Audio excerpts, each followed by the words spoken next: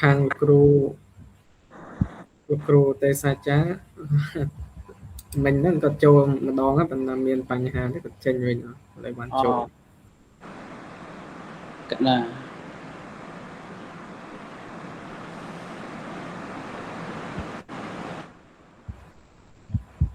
មិនទាន់ចាប់ដើមដំណើរការទេកំពុងចាំព្រះអង្គគ្រូហើយនឹងលោកគ្រូតាមពិតលើស18នាទី18នាទីកណាខ្ញុំកណាសូមការអនុញ្ញាតពីសំណាក់នៃប្រធារៈគ្រប់ព្រះអង្គដូចជាចម្រើនពរលោកគ្រូដូចគ្នាដែរ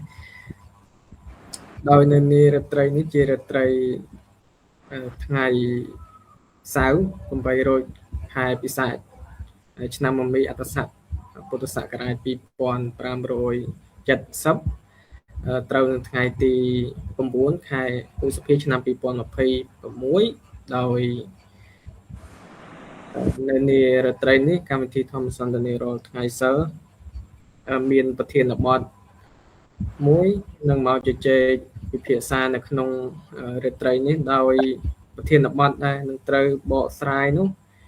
គឺតាក់ទងអំពីការបម្រើមេត្តានិងបិតាជាមង្គលដ៏ឧត្តមដោយនៅក្នុងប្រធានបទទាំងមូលនេះផងដែរយើងមានគោលបំណង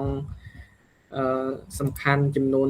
3ទី1ដើម្បីសិក្សាអំពីអត្ថន័យនៃការបម្រើនិងគោរពមេត្តាបិតាតាមគន្លងពុទ្ធសាសនាហើយចំណែកទី2ហ្នឹងគឺដើម្បីយល់ដឹងពីគុណធម៌និងកាតព្វកិច្ចរបស់កូនចំពោះមេត្តាបិតាទី3ដើម្បីអប់រំឲ្យមនុស្សគ្រប់រូបអនុវត្តអំពីកតញ្ញវេទិនិងចាត់ទុកការបម្រើមេត្តាបិតាជាមង្គលដ៏ឧត្តមនៅក្នុងជីវិតនេះគឺជាវត្ថុបំណងនៃកម្មវិធីរបស់យើងខ្ញុំបញ្ជាក់ផងដែរថាកម្មវិធីធម្មសន្តានារាល់ថ្ងៃសៅរ៍មានការផ្សាយ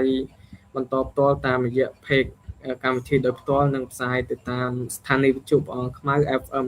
107.70 MHz និងមានការផ្សាយផ្ទាល់តាម page កម្មវិធីផងដែរដូច្នេះខ្ញុំប្រកាសណាសូមគោរពថ្លែងអំណរគុណយ៉ាងជ្រាលជ្រៅជាទីបំផុតចំពោះគណៈវាគ្មិនកិត្តិយសនិងសមាជិកសមាជិកាទាំងអស់ដែលបានឆ្លៀតឱកាសដ៏មានតម្លៃនិងមមាញឹកក្នុងការចូលរួមក្នុងកម្មវិធីធម្មសន្តានារាល់ថ្ងៃសៅរ៍ដោយមុននឹងឈានទៅដល់ការជជែកនៅពេលបន្តិចទៀតនេះខ្ញុំប្រកាសណាសូមលើកនៅបម្រាមមួយចំនួនដើម្បីធ្វើឲ្យការពិភាក្សាប្រព្រឹត្តទៅដោយរលូនទី1សូមឲ្យអ្នកចូលរួមប្រកបដោយក្រមសីលធម៌មិននិយាយប៉ះពាល់ដល់អង្គព្រះមហាក្សត្រទី2សូមកុំយកកម្មវិធីធម្មសន្តានារាល់ថ្ងៃសៅរ៍ធ្វើជាឆាកនយោបាយទី3សូមឲ្យការសាកសួរនៅសំណួរប្រកបទៅដោយអត្ថន័យទី4សូមឲ្យអ្នកចូលរួមកម្មវិធីមេត្តាអធ្យាស្រ័យនិងកុំបង្កការរំខានឬក៏បិទញូតែម្ដងលើកលែងតែក្នុងការសាកសួរសំណួរជាកិច្ចចាប់ផ្ដើមកម្មវិធីខ្ញុំប្រកាសណាសូមគ្រប់ជួនកម្មវិធីមានដូចតទៅទី1ប្រកាសគណៈវាគ្មិនកិត្តិយសទី2ធ្វើបទនមស្ការដោយសេចក្តីសង្ខេបទី3មតិស្វាគមន៍របស់ព្រះភិក្ខុសពរហង្វិនជាព្រះប្រធានកម្មវិធីធម្មសន្តានារាល់ថ្ងៃសៅរ៍ទី4មតិចំណាប់អារម្មណ៍របស់គណៈវាគ្មិនកិត្តិយសចំពោះកម្មវិធីធម្មសន្តានារាល់ថ្ងៃសៅរ៍ទី5វគ្គសាកសួរសំណួររបស់កម្មវិធីទៅកាន់គណៈវាគ្មិនកិត្តិយសហើយនៅម៉ោង 8:15 នាទីនឹងមានវគ្គសាកសួរសំណួររបស់សិក្ខាកាមទៅកាន់គណៈវាគ្មិនដោយកម្មវិធីទី1ប្រកាសសមាជិកភាពគណៈវាគ្មិនកិត្តិយសចូលរួមមានទី1មានព្រះអង្គគ្រូព្រះភិក្ខុសមត្ថធិរោឥតសុជាតិជាព្រះគ្រូសុទ្ធស្ដាំវត្តប្រាសាទគោកបត្រីខេត្តសៀមរាបទី2គឺលោកគ្រូឧទ្ទេសអាចារ្យខ្លួនឡៃ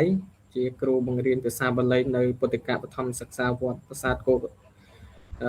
កបេងខេត្តសៀមរាបឈានចូលមកដល់កម្មវិធីទី2ខ្ញុំកណ្ណាសូមអនុញ្ញាតគណៈវាគ្មិនកិត្តិយសដែលបាន ដែលបានអញ្ជើញចូលរួមនៅក្នុងកម្មវិធីនេះសូមសម្រួលអេយ៉ាបតហើយនឹងធ្វើបទនមស្ការដោយសេចក្តីសង្ខេបជាមួយខ្ញុំកណ្ណាដូចតទៅព្រះកិរិយានមស្ការថ្វាយបង្គំនៃក្នុងព្រះករុណាចូលមានដល់ព្រះដ៏មានព្រះភិយអង្គនោះព្រះអង្គជាព្រះអរហន្តដ៏ប្រសើរទ្រង់ត្រាស់ដឹងនៅញយធម៌ទាំងពួងដោយប្រពៃ ចំពោះព្រះអង្គឥតមានគ្រូ គ្រប់អាចារ្យណាប្រដៅព្រះអង្គឡើយណាសូមគោរពអរគុណនិងអរគុណចំពោះព្រះអង្គគ្រូក៏ដូចជាលោកគ្រូ